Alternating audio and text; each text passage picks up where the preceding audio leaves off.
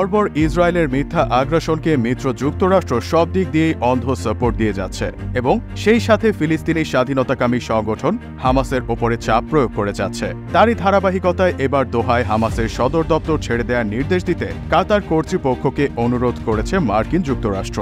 এই পদক্ষেপটি হামাসের বিরুদ্ধে শক্তিশালী অবস্থান নিতে কাতারের ওপর ক্রমবর্ধমান আন্তর্জাতিক চাপ বলে মনে করা হচ্ছে।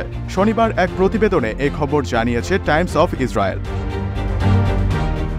হামাস দীর্ঘকাল ধরে দোহায় রাজনৈতিক এবং লজিস্টিক কার্যক্রম পরিচালনার জন্য কার্যালয় ব্যবহার করে আসছে। গাজায় শান্তি প্রতিষ্ঠায় হামাসের সঙ্গে বহুদিনের সম্পর্ক কাতারের। এই পদক্ষেপের সম্পূর্ণ প্রভাব এখনও দেখা বাকি, কারণ হামাসের সাথে কাতারের সম্পর্ক বছরের পর বছর ধরে আঞ্চলিক রাজনীতিতে একটি সংবেদনশীল বিষয়। 2 সপ্তাহ আগে বাইডেন প্রশাসনের ঊর্ধ্বতন কর্মকর্তারা কাতারকে তার সীমানার মধ্যে হামাসের কার্যক্রম সীমিত করার আহ্বান জানিয়েছে। হামাসকে তাড়াতে মার্কিন প্রশাসনের এমন আহ্বান কাতার কিভাবে সামাল দেবে তা দেখতে আরও অপেক্ষা করতে হবে। মূলত দোহায় হামাসের সদর দপ্তর বন্ধ করে হামাসকে আন্তর্জাতিকভাবে বিচ্ছিন্ন করতে চায় যুক্তরাষ্ট্র। একই সঙ্গে মধ্যপ্রাচ্যে হামাসের প্রভাব রোধে মার্কিন যুক্তরাষ্ট্রের প্রচেষ্টার প্রতিফলন। একজন মার্কিন কর্মকর্তা টাইমস অফ ইসরায়েলকে বলেছেন, আগস্টের শেষ দিকে আমেরিকান ইসরায়েলি জিম্মি হার্শ গোল্ডবার্গ পলিনের সাথে আরও 5 বন্দীকে মৃত্যুদণ্ড কার্যকর করা হয়। এর পরবর্তীকালে বারবার যুদ্ধবিরতি প্রস্তাব প্রত্যাখ্যান করে হামাস। শেষ পর্যন্ত দোহায় পরিচালিত হামাস প্রশাসনের বিষয়ে দৃষ্টিভঙ্গি পরিবর্তন করতে বাধ্য হয় মার্কিন যুক্তরাষ্ট্র।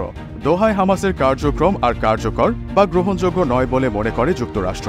বাইডেন প্রশাসনের আরেক কর্মকর্তা বলেন, জিম্মিদের মুক্তির বারবার প্রস্তাব প্রত্যাখ্যান করায় হামাস নেতাদের আর কোনো আমেরিকান মিত্রদেশের রাজধানীতে স্বাগত জানানো উচিত নয়। এই মার্কিন কর্মকর্তার অভিযোগ, হামাস যুদ্ধবিরতির আলোচনায় অবাস্তব অবস্থান থেকে সরে যাওয়ার কোনো লক্ষণ দেখায়নি। এমন শর্ত দিয়েছে যা কার্যকরভাবে হামাসকে গাজায় ক্ষমতায় ধরে রাখা নিশ্চিত করবে, আর এমন কিছু যা মার্কিন যুক্তরাষ্ট্র এবং ইসরায়েল কখনোই মেনে নেবে না।